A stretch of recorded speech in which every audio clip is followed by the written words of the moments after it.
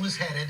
Passengers' families are gathering there. And here's what we know right now. The jet is an Airbus A320 with 56 passengers, 10 crew members on board. The plane departed Charles de Gaulle Airport in Paris at 11:09 p.m. local time. Officials lost contact with the plane as it was over water 3 hours, 40 minutes into that flight. French president just spoke, confirming the plane was damaged and lost. We have full team coverage this morning. We're live in Paris and Cairo.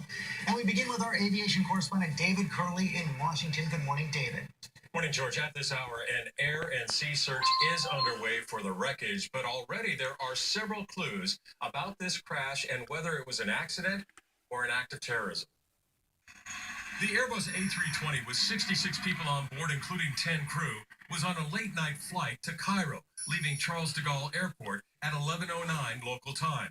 With only 20 minutes left in the 4-hour flight, the pilot speaks to air traffic control, saying all is fine.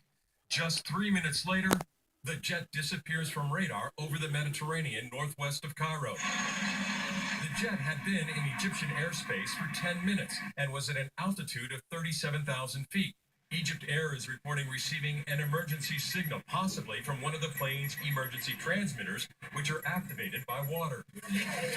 Grief-stricken family members rushed to both airports, hoping to get more information. According to EgyptAir, the pilot had more than 6,000 hours of flying time on the Airbus 320. His co-pilot more than 2,000 hours. Monsieur le Premier ministre. Egypt, Greece, and France are coordinating search efforts now in the daylight hours. MarineTraffic.com showing 5 freighters scrambling to what could be the crash zone. Among the 10 crew members, 3 were reportedly security officials, similar to U.S. air marshals, which France's transport minister calls usual practice. So here's what we know at this point. This jet was in Egyptian airspace at cruising altitude when it drops off radar with no distress call from the pilot.